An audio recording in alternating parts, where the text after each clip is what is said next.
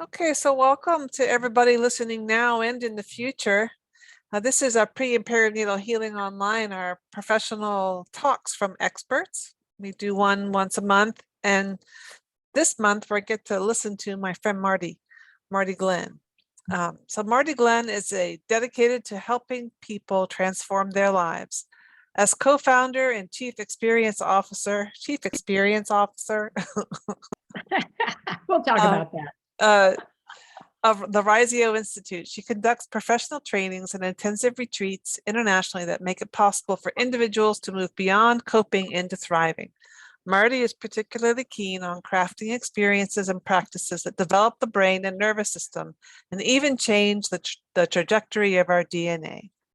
Integrating the latest research in epigenetics, polyvagal theory, neuroscience, psychology, and mindfulness, she and her team offer programs with experiences, practices to help participants live the lives they long for. She has discovered and delights in teaching the secret sauce that underlies all of this research: love. An award-winning and pioneering professor and psychotherapist, Marty has served as founder and CEO of a number of successful companies and nonprofit organizations over the past 3 decades. She is founding president of Santa Barbara Graduate Institute, known for its graduate degrees in somatic psychology, prenatal and perinatal psychology, and clinical psychology. Marty has served on the boards of a number of national organizations and has chaired numerous international professional conferences. So please, Marty, go ahead. Thank you, Kate. It's like, who is this person you're talking about here? Yeah. Thank you. I'm excited to be here. It's really, really wonderful to see all of you. And I'm hoping we're going to have some back and forth today and just kind of have some conversation. But it's really, things are shifting. And it feels, I don't know about you, but do you feel like the world is moving fast? And it's like nothing is the same, nothing is certain anymore. And I mean, I kind of sense sometimes something's missing or something different is needed, you know? And I think it's time for us to ask ourselves, am I ready to step into my next level of leadership?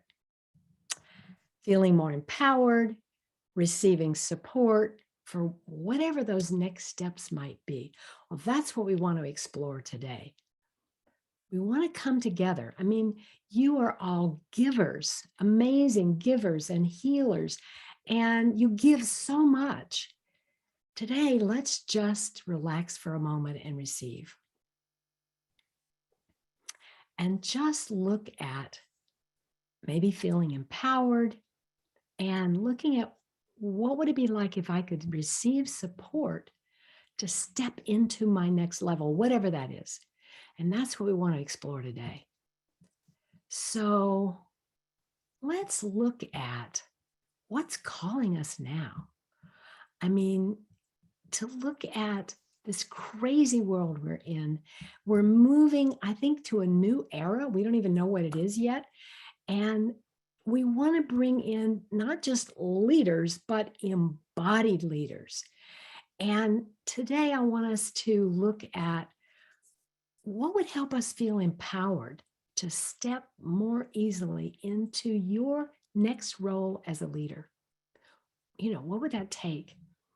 And for those of you who've ever been in any of our trainings, we always begin with some mindfulness and a poem.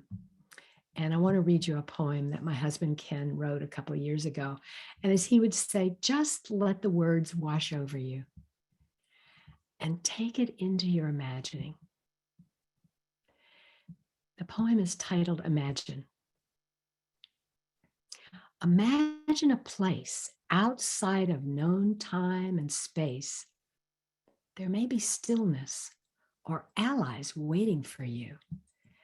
Allies ready to encourage and support you on a journey of a life too great to be ignored. A life where you will experience yourself as a treasure that continues to unfold hour by hour, day by day, and year by year, spreading love and light to all you touch, experiencing the oneness of all things. Again, imagine. Imagine a place outside of known time and space. There may be stillness or allies waiting for you. Allies ready to encourage and support you on the journey of a life too great to be ignored. A life where you will experience yourself as a treasure that continues to unfold hour by hour, day by day, and year by year, spreading love and light to all you touch, experiencing the oneness of all things. Let yourself continue your imagining now as we settle in and explore more a mindfulness practice. I mean, you guys already know mindfulness is the gateway to what we might call functioning optimally, to being our best as leaders, as parents, as partners, as friends. We have to go inside. And this focus on mindfulness, as you already know, allows us to connect with the body, the whole self, and show up in the world with an open heart and an open mind. So slowing down and just paying attention gives us the possibility of acting from our hearts. From this place, we can stay connected with ourselves, our values, our goals. And from this place, we can move more into connection with the service that we want to do to others. And one of the practices we do a lot at Risio is called heart breathing. I don't know, some of you are probably familiar with the Heart Math Institute. They do a ton of research on the heart and the energy of the heart, and they have a process called heart breathing. And I'd love to just invite you to do it with me now. It's been proven, research has shown us, but we'll show ourselves right now, that when you focus the mind and relax the body, we can open to more love. So just now, just see if you're as comfortable as you can be for now. Maybe check how you're sitting, see if there's anything you can do to make yourself just a little more comfortable. And then allow yourself to take a deep breath. And as you take this deep breath, just imagine that you're drawing in light into the heart. And you could imagine light from the universe, light from them, whatever is your light. Bring that heart into your light as you inhale. And then as you exhale, just imagine that you're releasing anything that keeps you from being present.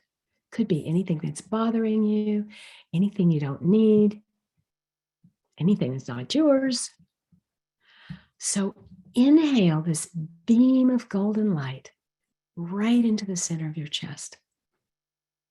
And exhale anything you don't need, stress, tension. Inhale light, exhale darkness. I mean, that takes what? A few seconds? It's pretty amazing. And bringing yourself back. See if you can make contact with something around you.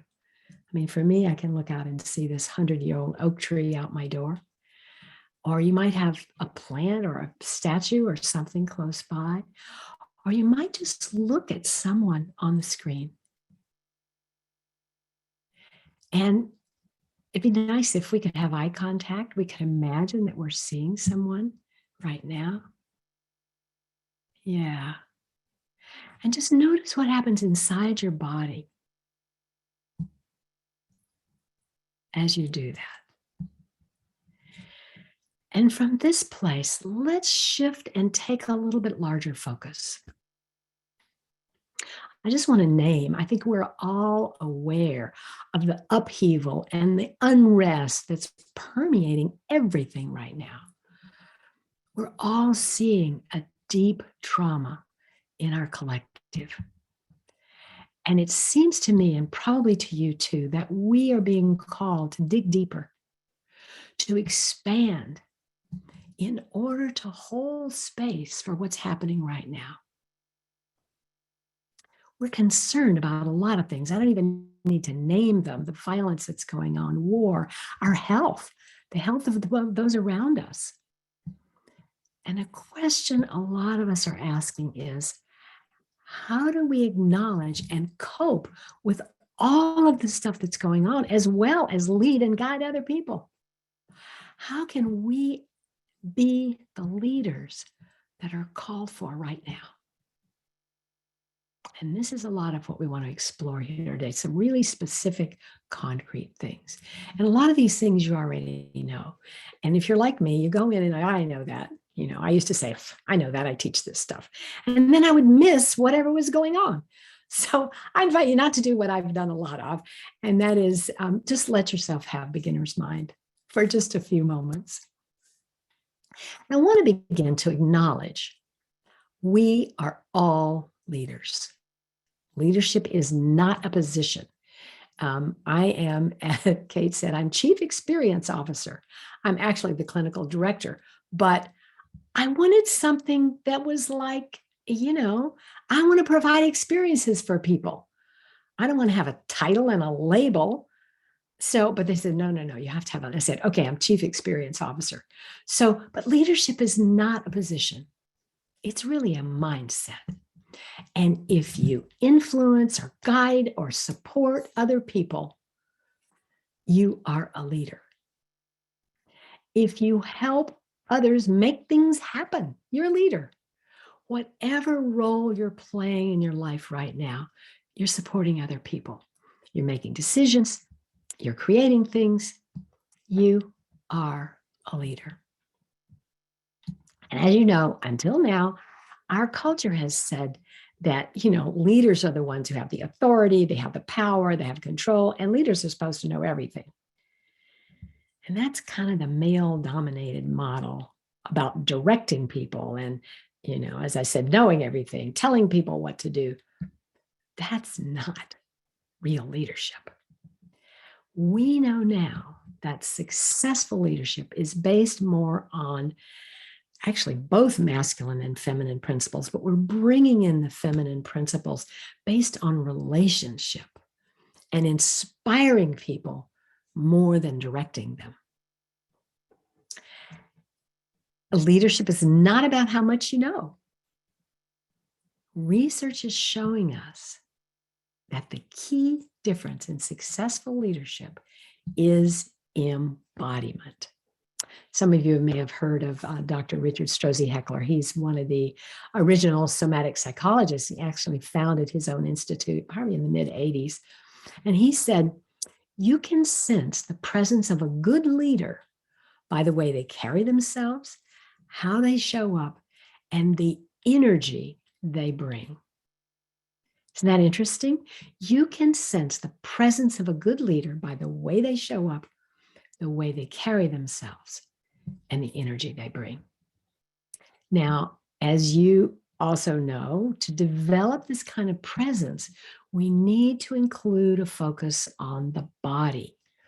This opens up all aspects of our intelligence: intellectual, emotional, spiritual, physical, probably some we can't even name yet. So just now, I'd love for you to write in the chat, what are the qualities or the skills or what comes to mind when you think of embodied leadership? How would you describe that? And Kate's going to read a few of those out. What do you think of? I mean, I think of things like presence or really showing up, listening, connecting, things like that. What do you think of when you think of embodied leadership? Maybe solving problems together? What comes to mind? Okay. Well, Nothing so far. okay, that's all right. Oh, good. Good. Oh, presence, collaboration, sharing bravely. Yeah. Wow. I love the sharing bravely, because that's really what we have to do. As we're present, we can collaborate, and then we have the courage to do what we need to do, right? Yep. I would say kindness, Mhm, thoroughness. mhm. I love that. A solidarity of presence, Denise. Yeah. Good. Okay. Well, we're going to delve into this a little more. And we want to support each other to do that, and focusing on mindfulness, your inner knowing, not so much up here, but in here. And doing that, you begin to step into the fullness of all of who you are. And from this place, as we said, you can discover your own gifts and your own goodness. You can create more meaningful relationships and, of course, accomplish goals, support other people to do the same. Think about your own life from this larger view now. You're supporting a lot of people around you. Your work is giving, making things happen. And I don't know about you, but sometimes I have felt like I was kind of pushing a rock uphill, right? And I just want to ask, does it seem like everything is changing and it's hard to know how to navigate right now or help other people navigate with all that's happening? Because as we said, nothing is the same anymore. Nothing is certain. And the foundation of what we know, the foundations are being shaken. Now, a couple of weeks ago, Ken and we'd done some trainings in Toronto, and we were flying back to Santa Barbara, and I fell asleep, and I had this powerful dream. In the dream, the ground was shaking, and I realized an earthquake was happening. Now, in reality, it was probably the turbulence on the plane, but in my sleepy state, it felt like an earthquake. And in this dream, I was seeing this ancient, huge circular structure. And I was fascinating, this huge structure. And all these people were praying and bowing to this structure. And this was, such a big thing. And then the earth began to shake again. And this big circular structure fell flat on the earth. And then everybody was running in fear, except all of you, us, those that are being called right now. And I clearly saw each of us in parts of the circle, in taking our place in the circle. Some of you were in the east, the place of the rising sun and new light, and having responsibility for helping others bring a new light. I think I was in the west, north, northwest. But each of you found your place. And of course, some of you were in the center, the place of the children's fire. And at one point in the dream, the earth started shaking again. And we were all told, give back to the earth now anything that no longer serves you. Anything that doesn't belong to you, ancestral trauma, old ways of thinking and being, give it all back to the other Mother Earth now. And as we made our way to the cracks in the earth, and we put in there pieces of paper, and I remember somebody even put in a part of a sweater or something. It was old stuff that we no longer needed. And then we chanted and danced in this new place of being. And then, of course, the flight attendant came by and bumped my arm, and I woke up. But I had this powerful, expanded feeling in my chest. And I grabbed my notebook and I started making some notes. See what this might bring up for you for just a moment. Just imagine, where might you be in the circle? And just intuitively, I mean, it's not a knowing, it's like an intuition, which is part of what we're doing here, right? Like you might be in the east, as we said, the place of the sunrise and new beginnings, a place to really bring your light. Or maybe you're in the south, the place of the midday, place of growing things, the garden. Maybe you're in the west, the place of gathering wisdom and harvesting and preparing for what's to come. Or maybe you're in the north, the place of sharing wisdom and guiding others and providing warmth in the midst of cold.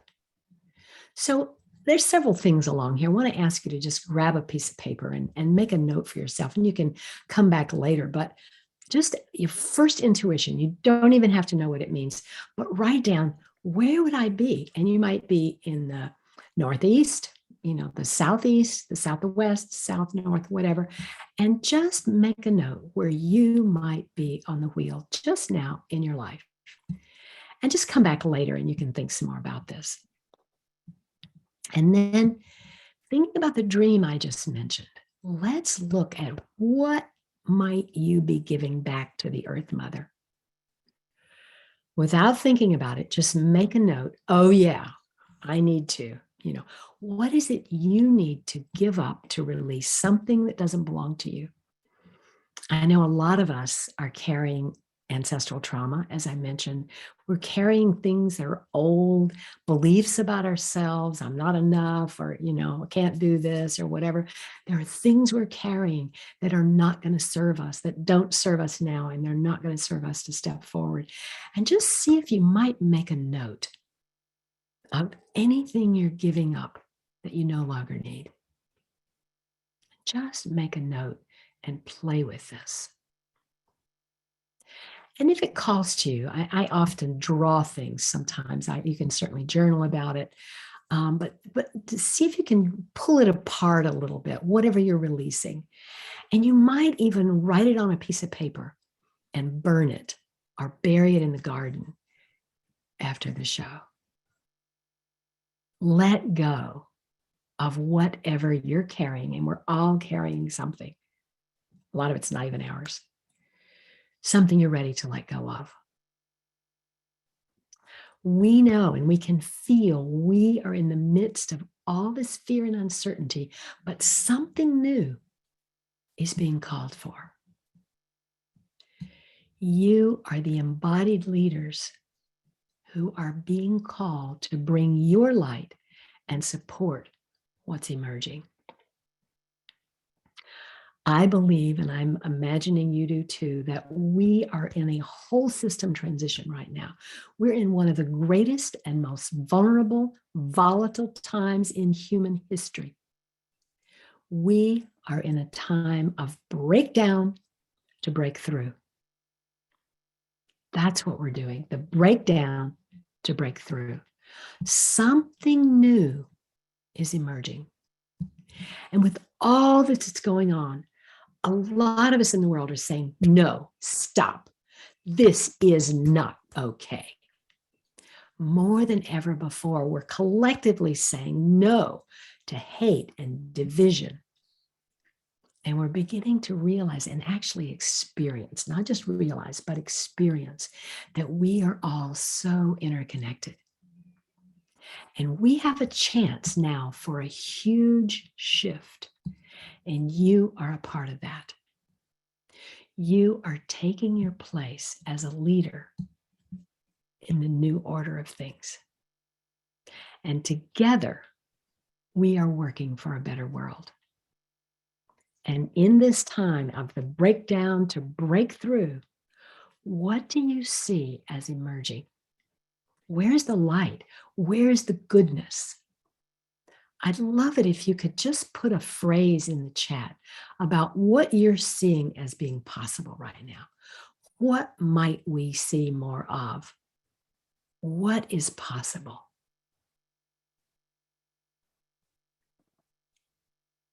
Just put a note there. Or what would you like to see? More kindness, a sense of interconnectedness. Yeah, okay. Good, Kate. More collaboration. Yeah. Right.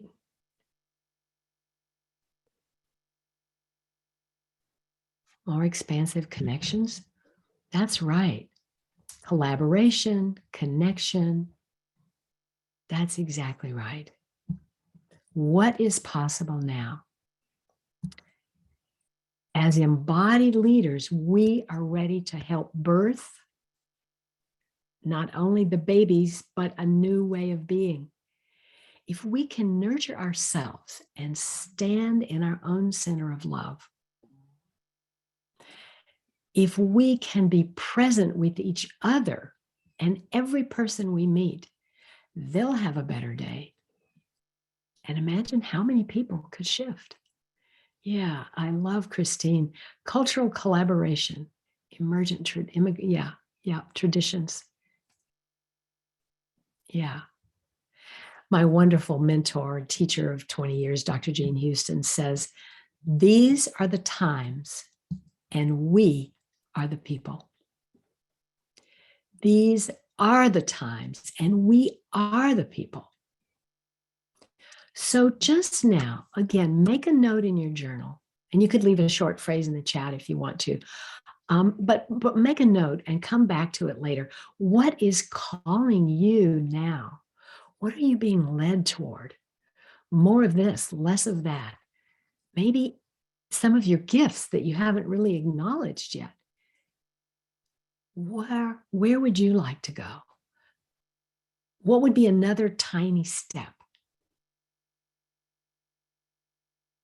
If you allowed yourself to step into more of your light, claiming your gifts, sometimes we don't even know what our gifts are. What do you think might happen? Just make a note about that. And a question I love is, what would you do if there was nothing stopping you? If you had complete permission, nothing's holding you back, what would you do? Yeah. Imagine yourself in that place now. Nothing is stopping you. Nothing is holding you back. You are shining your light and giving your gifts, standing in that new place. Just take a breath and notice how it feels. And make a note and come back later and just continue to play with this. So right now, I want to explore embodied leadership just a bit more and look at kind of what it is and why it's important right now.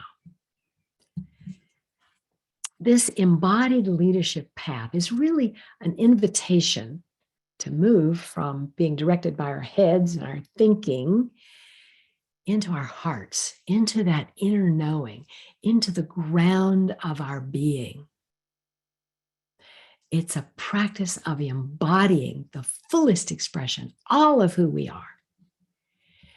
I like to think of embodied leadership as a journey of coming home into our most undefended, compassionate, expansive, and creative self. And it's important to note, and we have to remind ourselves, in the work we're doing, we are the instrument. You are the change agent. You are the one who creates and helps make things happen. In our work at Risio, we've learned that the transformational power of leadership is not in what you do. It does not depend on what you know or the advice that you give or the techniques that you or me or any of us use. It has to do with our presence. And this is a huge one, our ability to create safety. We spend more time creating safety, whether we talk about it or not. That is our number one goal, and it is for you as well, creating safety for everybody that you work with, whether it's your team, your board members, or the clients that you work with. Creating safety is huge. And just being with them. So I want to remind you, a lot of this stuff you already know, but I want to remind us of the work that we all do together, that you are the instrument of your craft.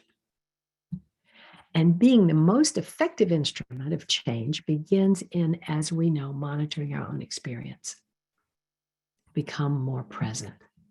So I want to dive through a list of things that we can actually do. A lot of the things you already do, a lot of them you know about, but I'd love for you to make a note. Oh yeah, I'd like to start doing that, or I'd like to, I used to do that and I'd like to do it again.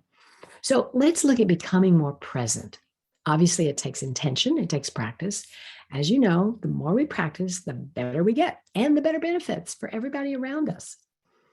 We also know that these include gifts like happiness and joy and more connection and creativity and better relationships.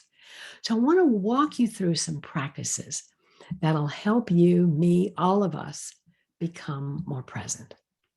And the first one, which you could guess what it is, slowing down. I have to remind myself of this all the time. We move so quickly. Just to take a breath and slow down. And one of the best ways to remind ourselves to do that is to develop a reflective practice. Now, you may already do this, but that awareness of your internal experience, checking in with yourself many times a day. What am I feeling? What do I need? What's happening for me in this moment? Like, oh, I'm a little tense, or I'm hungry. I mean, sometimes I could go hours and not even notice I was hungry. Hello. I'm not very good serving other people if I'm not taking care of myself. So notice your thoughts and just become aware of, is it my head brain, my heart brain, and my gut brain? They all need to work together. And along with the reflective practice is this piece that we call the witness self.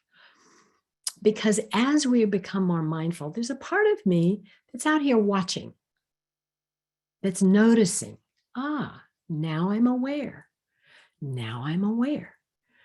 So we're integrated into a whole, but there is that wise part of us, that benevolent part that's just watching, no judgment, just noticing. And see if you can begin to include maybe some or a little more of meditation. You guys know this, yoga, Tai Chi, Qigong. I also use something that's, some people call it a listening program, binaural beats, some things that help calm the nervous system and grow the vagus nerve. Just anything that you can do to help you become more present in your body and aware. And we know that as we become more aware, we become more genuine, our authentic self. We're not pretending to be anybody else, but who you are and how you show up is a gift. Now, another one that I've had to learn is the acronym WAIT. Anybody who knows me knows I'm a big talker, but I've had to learn to wait. And a lot of you know what that stands for. It stands for, why am I talking? We were given 2 ears and 1 mouth for a reason. And that is because we need to listen twice as much as we talk. So I have to remind myself, talk less, be more. And I try to make it a habit. When I start to say something, it amazes me if I just hold on half a second, the other person starts to speak and other things happen. Another big one that I'm sure you probably already do, and we could all do more, is practicing gratitude. That's a really good one. Building a practice of being present. Another one that we do, we call it ABC. And it actually a long time ago came out of another Heart Math Institute. And ABC. And A stands for aware. I'm aware that I'm going out of my window of presence. I'm aware that I'm not very present. Okay, what do I do? B is breathe. A, I'm aware. B, breathe. Take a breath with a long exhale. Put your hand over your heart. Try that right now. Just one breath, long exhale. And as I exhale, I connect. C could be any number of things. Could be connect, could be create. There are tons of them, but just bringing yourself back. A, ABC. We teach this to families and kids. In fact, not long ago, of parents were in the kitchen and they were kind of going at it. And the little girl came in and said, ABC, Mama, ABC. So the kids will tell us when we need to come back home and be with ourselves. So aware, breathe, connect. 10 seconds. It is one of the quickest, the most powerful processes to calm the nervous system and bring you and everybody you're with back quickly. And as I said, we teach it to executives and families and kids. It's fast and it really works. And the next important practice, especially for us who are caregivers, is taking care of ourselves. It took me a long time to ask myself, what do I need right now? Take a breath, pause, meet my own needs. And the next one that's even has been in the past, I'm getting there, that's learning to receive. I mean, really open to receive. When somebody gives me a compliment or offers some help or does something for me, I can say, oh, thank you. Or I can say, oh, that means a lot. Yeah. I can really take it in. It's safe to be vulnerable. And when I'm safe, then we can be vulnerable. And we have to be vulnerable. Stephen Porges talks about we need to be vulnerable in order to open to receive. Lots more to be said about that for another time. But I need to know, we all need to know it's okay for me to show up, to have needs, to ask for what I want, and then open to receive. And I think we talked about you are the medicine. And remember, it's not the techniques we use. It's who we are and how we show up. If you were going to guess what percentage of what you say, of what you actually say, does somebody receive? 7%, researchers tell us, actually take in what you're saying. 93% of what people get from us is how we show up. I remember my mother I thought my mother made this up, but I found out later it was Ralph Waldo Emerson said, who you are speaks so loudly, I can't hear what you're saying. So as we said, we are each, you are, I am the medicine. And you guys are really good at this. We know it. And the more we do it, the better we get. Really, really fundamental leadership skill is knowing how to have genuine eye contact. It's amazing how many people don't know how to have eye contact, or they're not comfortable. They're not safe having eye contact. And obviously we want it to be appropriate, but as you know, that brings in the love hormones, as they call it. Having eye contact as much as is possible, as is appropriate, really, really, really helps everybody. And as a leader, you're having a meeting, sitting in the, with your team or your group or your whatever, having eye contact. So just to make a note now, we're talking about pause, connect, listen, reflect. Pause, connect, listen, and reflect. And a big one that has changed everything for me is what I call look for the good and name it. Look for the good and name it. Our culture has trained us, as you know, leaders give advice, we teach, we fix things. We're there to solve problems. Well, what we know is that if we can find the smallest thing that's working and describe it, that's what we're going to get more of. That helps people feel safe when we notice. Instead of somebody brings me a report and I say, oh, thank you, good report, good. But if I say to them, wow, I love how you reworked this section. And the outline here is going to be really helpful. And I appreciate how you did blah, blah, blah. I'm just describing, and maybe I told them to do it. Maybe they knew they needed to do it. But if I describe what I'm seeing, it helps all of us feel safe, seen, heard, and of course, connected. So having eye contact, listening deeply. And another piece that's really not easy for some of us is holding clear boundaries.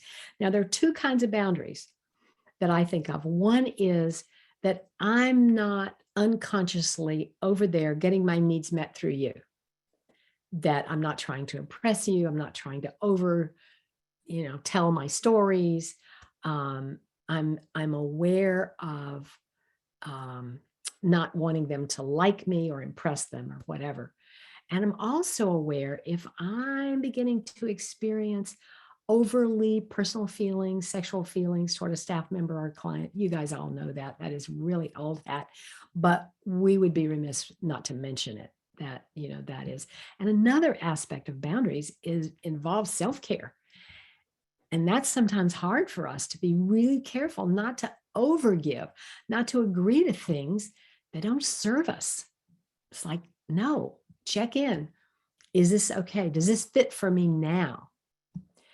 And a big one is ask for and really receive support. In staff meetings, in private conversations, maybe with your direct reports or whatever, just openly ask questions or express concerns. But really, asking for help really creates safety. I won't tell you the whole story, but at one point, Ken and I took over an organization that was not healthy. And I decided the thing I needed to do was to be authentic and vulnerable. And I would go to staff meetings, and the first thing I'd talk about is the mistakes I made. They would go, what? And I would ask for their help genuinely. And that made such a difference, being authentic and being vulnerable, asking for help, asking for support. And the last one I'm going to mention here is to continue our own personal exploration and growth. We all have hangups. We all have things that hold us back. No matter what we do, we all want more. Because I can tell you because I've been working on myself for a very long time, and I hope I never stop, is that with the work, and I call it work, my husband Ken calls it exploration. Which would you rather do, exploration or work? Well, okay. I think the new way to call it is the exploration. And we all want more, and we want to feel more alive and make a difference. And so one of the things that I really invite you to do is to participate in our Riseo 6-month embodied leadership experience. It begins in about a month. And for those who are here today, Kate, I don't think I even told you this. I got permission. I'm excited to give anybody who's here today a 20% discount. So yeah, so we're going to do that. It's kind of special. And it's book a call with me. I can put this, I think, in the chat. It's very easy. Just to book a call with me, or you can go to riseo.com. And let's explore together. What are your goals? What are you wanting? Where do you see yourself going? And in this leadership program, it's pretty amazing. We have every other week a group session. We have every other week you have a private coaching call. And every other week you get this massive module that's audio and video and mindfulness practices and assessments and PowerPoint presentations on a particular topic. And then, of course, we discuss it. And the biggest thing is so exciting.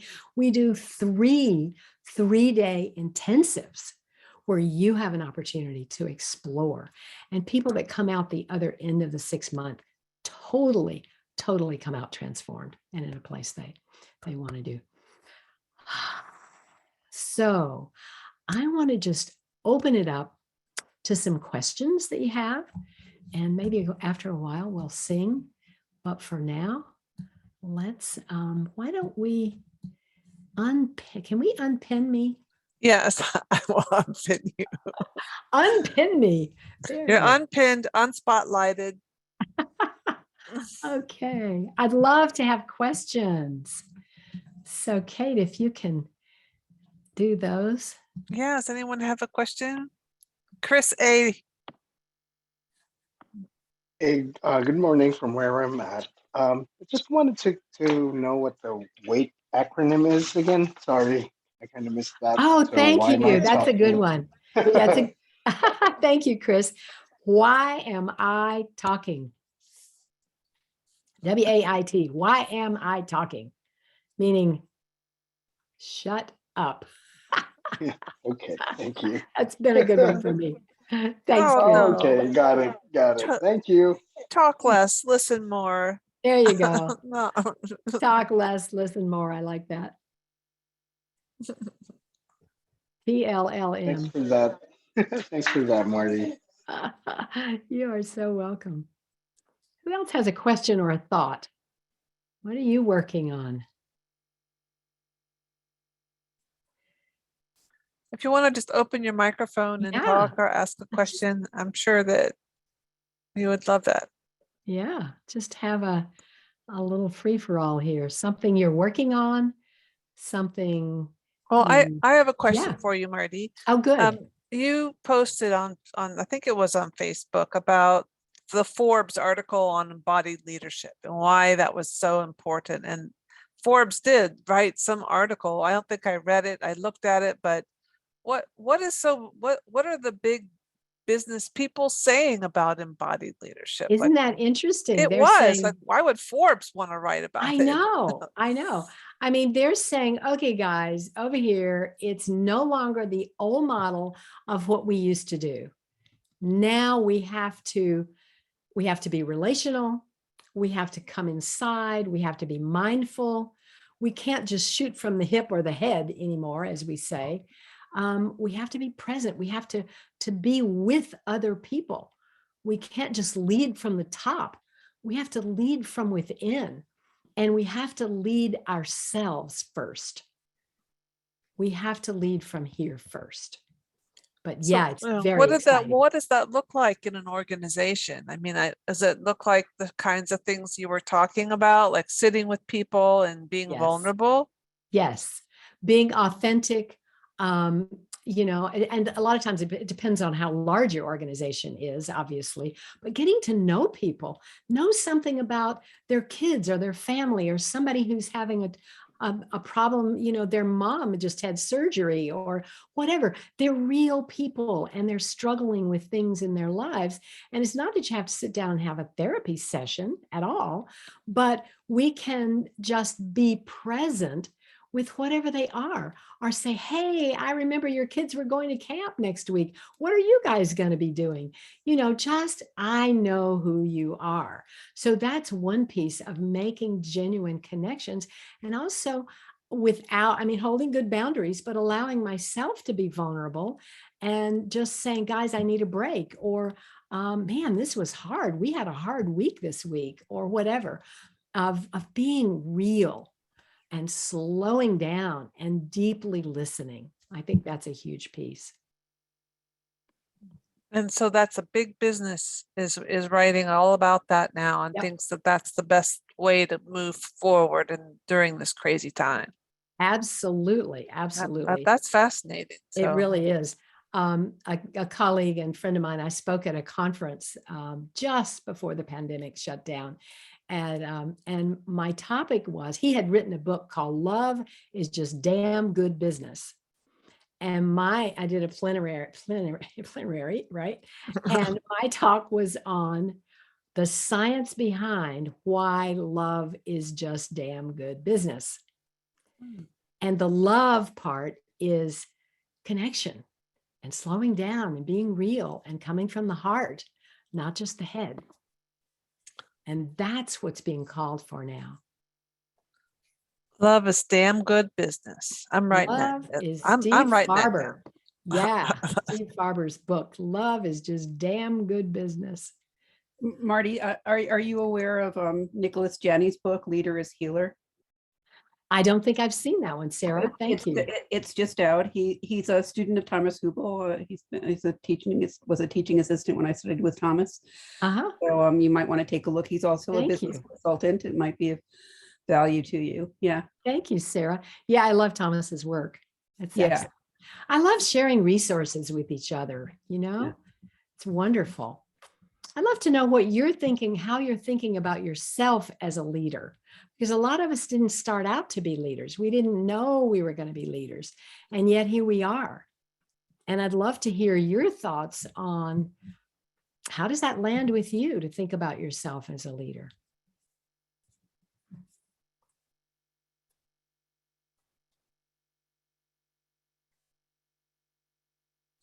Maybe you've, oh, there. I can speak to that in that I had a business, and I implemented yogic principles into my business, but didn't speak of it that way, of focus and expansion. And but if someone wanted to know, then it gave me the opportunity to speak about it. Yes. And I shared with my staff too. So I became a teacher in that way, but it was only by invitation. Right. And that's a good point, Sarah. What was your business, if I can ask? I had a What type? catering and event planning business for over 40 years, and it was very detailed oriented. And I also instituted the idea of safety in it, because I studied with a woman named Daya Shakti, who did a healing practice called the wave work up at Kripalu, and learned a lot about safety, even like for instance, in a class, all the Kleenex boxes were in the same place every day. All the window shades were at the same height every day. And what in coherence creates safety. Right. And so I translated that into my business. So even how a table was set, and I taught my staff this, how to understand why it was important. Yes. And created so much detail as if I wasn't going to be there. So I was held by the event. Right. And also the client was held by the event because all the detail was there. Right. Thank you, Sarah. Yeah, that's awesome. And with everything we do, simple things, orienting people, letting them know what to expect, tiny little things, greeting them when they come in, having name tags as necessary, calling people by their name, giving them space, slowing down, understanding their preferred mode of speaking. Sometimes there are a lot of extroverts in the classroom or in the meetings or whatever. And it's really helpful to pause and say, oh, yes, I'd like to hear from so-and-so down here. Yeah, just not to put them on the spot, but to give people an opportunity to slow down. Many things that we do create safety. And in fact, when we think about the attachment, components of attachment, they're the same thing. Eye contact, noticing our facial expression, right?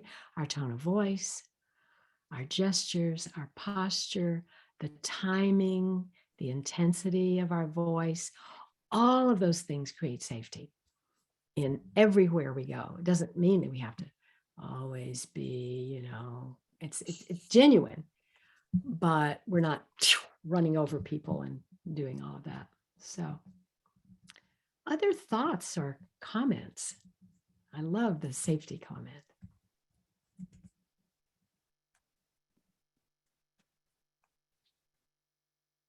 Love to know what you're doing or what population you're working with, or how you might apply some of this with some of your people, how you might teach some of it.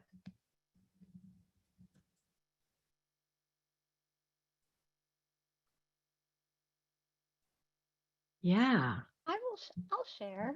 Good. Thank you, Mary. So I'm actually doing research. I'm a doctoral student and I'm doing research on leadership, well, embodied intuition and leadership. So it kind of is interwoven. And actually my dissertation chair told me about this event. I was like, oh, I have to go hear it. But aside from that, I work as a coach. So I life coach, and Mhm. some of what I do is helping people grow into their natural leadership. You know, you said everyone is a leader, and I believe that also, Right. and helping people to notice and recognize how they lead, where they lead. You know, parents. I work with a lot of parents. Like, Right. you are a total leader. Teachers Totally. are leaders, and so yeah, that's how I do it, and it's been my own path of growth. Yes. But my own leadership has then allowed me to kind of pull other people along over time. So yeah, I think this is wonderful and beautiful, and Thank it is you. very much needed in our world. Yes. Yes. Thank you. Thank you. Well said. And I'm thrilled that you're doing your dissertation on this. It's going to serve a lot of people. So I'm really, really glad you're here. Wow. So shall we? Yes, Kate. Can I ask a question since there's two leadership Please. coaches here? There's Marisol and there's you, Marty, and Uh-huh. maybe some other people here, but I have found leadership to be really lonely. Good Like, point. I just I think that people project onto leaders. They say, "Oh, this is something I should conquer or something I should be wary of," and Mhm. even if you make it as safe as you can and creating all those things that Sarah was talking about, trying your very darndest to feel vulnerable and connected to others, it's still, I found that can be quite challenging. And when I go and get support for my leadership roles, they say, "Oh, well, loneliness is a part of being a leader." And I wanted to hear what you all Oh, thought about that. interesting. Is it true? Interesting. Is leadership and loneliness, do they I go together? I'm not sure I agree. Yes, I do in some ways. It's lonely, and there are other leaders that we can connect with. There's so many people. I mean, like in our 6-month program, people connect and they stay together for years in their group. They have a cohort, that they stay with. So finding other leaders and sharing so that it doesn't have to be lonely, so that you can connect. You're not going to connect with your team the same way you would connect with other leaders. It's not, you can be close and you can feel good and all that, but it's not the same thing. Sounded like maybe some of you might have. I study with Carol Sanford, who is a leadership consultant, and I'm part of her change agent group. Uh-huh. And I also agree with you that it's lonely, but I Yeah. also agree with Marty that there are places like that, or what Marty's offering, where you find people operating on that level. That's Because right. it's not who you're working with. You're on a different level, and a more expanded, inclusive level. And so, and the reason I've been a part of the group for about 5 years now is for community, is for connection, and it's people all over the world. Wonderful. And so, yeah, but I'm glad you brought that up, because it rarely gets brought up. It's important. It's Thank very you. true. Yeah, that's important. So I also wanted to offer another resource, Uh-huh. which is neurobiologist called Julianne Taylor Shore. I don't know if you're aware of her. She has given a class through Therapy Wisdom. I don't know if you're aware of that, but it's a very good organization called the Neurobiology of Feeling Safe. Mm-hmm. And so it's a lot of really, really interesting information that Good. you and the doctoral student also might find of value in terms of safety. Oh, good. Yeah. Thank you. Mhm. Thank you. All right. Anything else before we close? Christine. Yes, hi. By the way, I want to say it's really good to see you, Kate, and really good to see you again, Marty. I've been quiet because I've been kind of pulling back from leadership.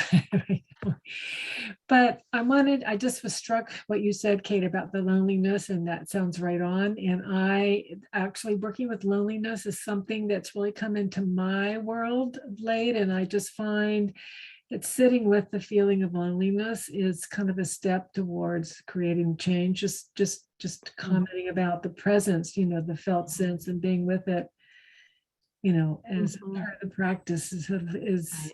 part of them being opening the door to being the next step of the connecting that of course we're all longing for. Yeah. So that's Thank you, Christine. I think that's beautifully said. We need that place of stillness.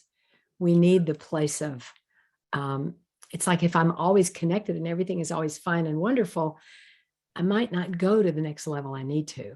And so we might have a lot of different words for lonely, but that place of stillness, of going inside and looking, and then, coming out and connecting.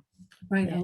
Allowing that felt sense, which we think is not going to feel good, but actually sitting with it can It's true. feel some sense of peace. And then Yes. and There's some presence and energy. stillness. Tran- Right. There's some, Open a door to transform to the next step. that's right. Comes to mind. Good. Yeah. And for me, that led to a therapist or a body worker once telling me, you have to connect with the earth. You have to connect with the earth. And I went out and I, lay on the earth and I was like, I'm connecting with, but I finally got it through loneliness, through Interesting. feeling loneliness, Yeah. that there is a lot more support and company out there Right. in nature. And I know Kate knows Right. that too, but That's right. use that when you're feeling that way Right. too, as a reminder, Yeah. and to bring that into your work, Excellent. because like you said, Marty, you want to be it, Right. so you be all of that. So Right. Exactly. yeah. Exactly. Well said. Okay. How are we doing, Kate? Well, we're right at the end of our time. So welcome. I think Sharon just got here, but we're actually at the end of our time, Sharon. So does anyone have any last thing they'd like to share? Or Marty, would you? Monica, did you want to say something? I just want to say thank you. Thank you, Kate, as always, for hosting this event. It was so beautiful. And Marty, I just didn't want to leave here in this quietness because everything you said went so deep. I'm so excited about my life right now. I can't even tell you. Wow. And for some strange reason this year, I know that I'm moving somewhere. And in these last week, it's been a kiwi bird and all sorts of different things that keep telling me I'm going to New Zealand. So when Joanne, you put your very first thing, Christchurch, New Zealand, I went, that's going to be it. So I don't know, I'm so excited. Like you say, changes in the air. So Awesome. everything you said resonated so deeply with me. Thank so you. I Thank you. didn't want to leave without saying thank you. Thank you, Monica. A blessing. I'm so grateful. Yeah. I feel Bye. very blessed to be here. And just, Kate, the work you're doing touches my heart. I love reading all of your posts and seeing what you're up to. And we know that what you're offering is a premier program. And I can say that because I know about premier programs. And that they're excellent. And I love how you're doing it. And I'm just so grateful to be here with you. Yeah, well, it's good to be together for sure. Yes, yes, thank you. And thank you all for being here. I appreciate your presence and the love. Thank you. Yeah, okay, well, we'll see you next month. I have a surprise for you for next month. So All right. I'll see you later. Thank you, everyone.